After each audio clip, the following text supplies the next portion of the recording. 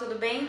Hoje eu vim aqui, conforme prometido, para algumas dicas que são além das dicas literárias, né? Então a gente vai falar inicialmente um pouquinho sobre como é estudar, né? Porque normalmente a gente entende o estudo da nossa língua de uma maneira assim muito reservada, né? E às vezes até dramática. Por quê? A nossa língua materna, a língua portuguesa, nós estamos em contato com ela há muito tempo e aí a gente acaba tendo a impressão de que a gente não precisa estudar, porque a gente já domina a língua. Isso, de uma certa maneira, até é verdade, porque afinal de contas a gente se comunica, né, de maneira eficiente com as pessoas e as pessoas se comunicam conosco e até agora tudo certo, salvo algumas exceções em que alguns desentendimentos possam ter acontecido, né? Mas, pensando na ideia de que a língua ela se tornou uma disciplina escolar, aí a gente tem que olhar com outros olhos essa história toda. Então é para isso que eu vim aqui hoje, para falar um pouquinho para vocês, né, como a gente pode fazer para que o estudo da nossa língua seja algo tranquilo para a gente e mais prazeroso também.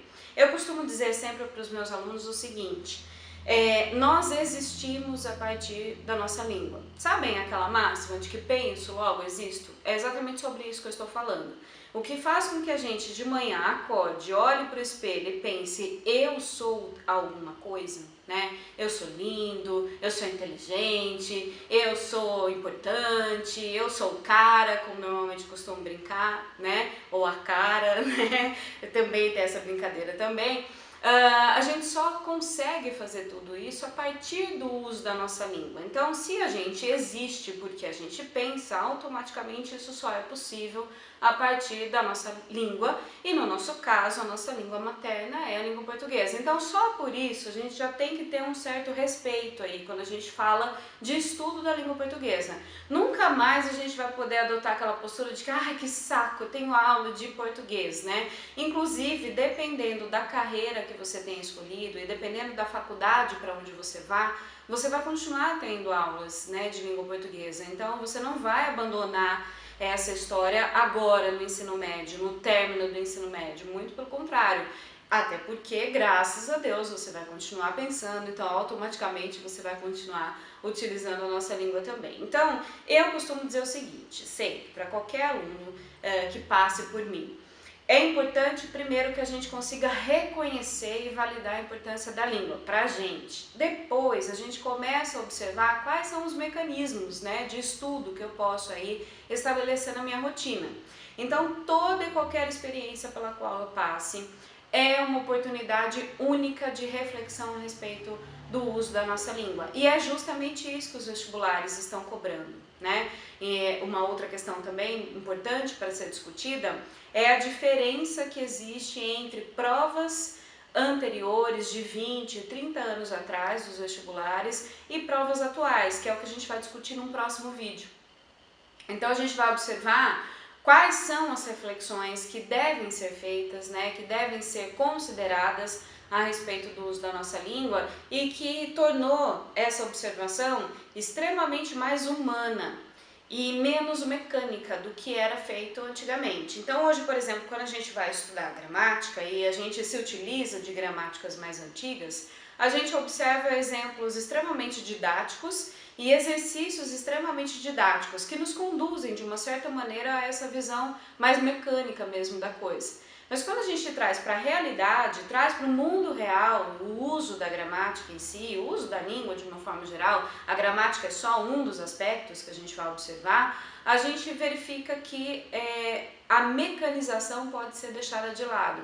Num primeiro momento, o efeito mecânico é bem interessante para que a gente, de fato, enxergue as possibilidades, como eu falei, é uma proposta, uma ferramenta pedagógica, didática, né? Mas no segundo momento a gente já começa a refletir, e é justamente isso que os vestibulares vão cobrar. O quanto a gente começou a refletir a respeito do uso da nossa língua e o quanto habilidosos nós somos nesse sentido. Então a gente tem que saber reconhecer aquilo que a gramática normativa prescreve e saber reconhecer como a gente vai aplicar isso no dia a dia, né? Então, ninguém duvida de que você sabe utilizar a nossa língua, sem dúvida. Se você já tem 16, 17, 18, 19, 20, independente da sua idade, Você está há bastante tempo utilizando essa ferramenta, então ninguém tem dúvidas quanto à sua eficiência. Porém, o que é cobrado é justamente como você consegue detectar os mecanismos de funcionamento dessa linguagem. É isso que a gente vai observar. E isso a gente observa nos nossos estudos literários, nos nossos estudos sobre a gramática propriamente dita, quando a gente é autor lá escrevendo as nossas redações, a todo momento nós somos convidados a justamente mostrar essa nossa habilidade. Então é isso que eu quero falar para vocês, né, nesse vídeo, mostrar para vocês a importância do estudo da nossa língua, da gente saber distanciar aquilo que é conhecimento prático e aquilo que é conhecimento de fato adquirido pela nossa formação escolar, né? E que a gente consiga reunir essas duas formações, a nossa formação pessoal e a nossa formação escolar, que de novo, como eu já disse aqui antes, é justamente isso que é cobrado em qualquer tipo de prova, inclusive, não só nos vestibulares, mas qualquer tipo de exame de seleção,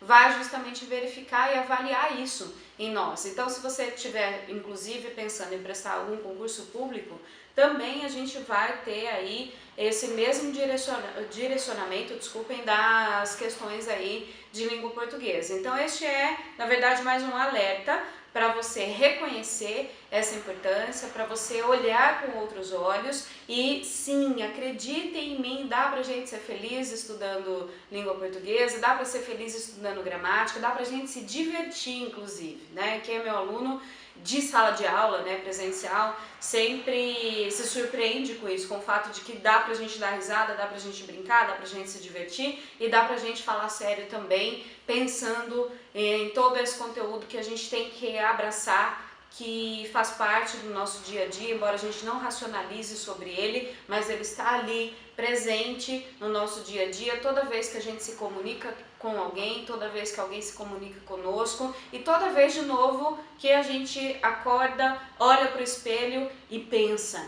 eu sou alguma coisa. Tudo isso aconteceu através da nossa língua, tá bom? Pessoal, era esse meu recado desse vídeo. Nos próximos vídeos a gente vai desenvolvendo melhor esses assuntos todos. Espero que vocês tenham gostado. Se vocês gostaram, deixa o joinha aí pra mim. Se não se inscreveu ainda, se inscrevam no canal para que vocês possam acompanhar aí com frequência os nossos próximos vídeos, tá bom? Obrigada, tchau, tchau!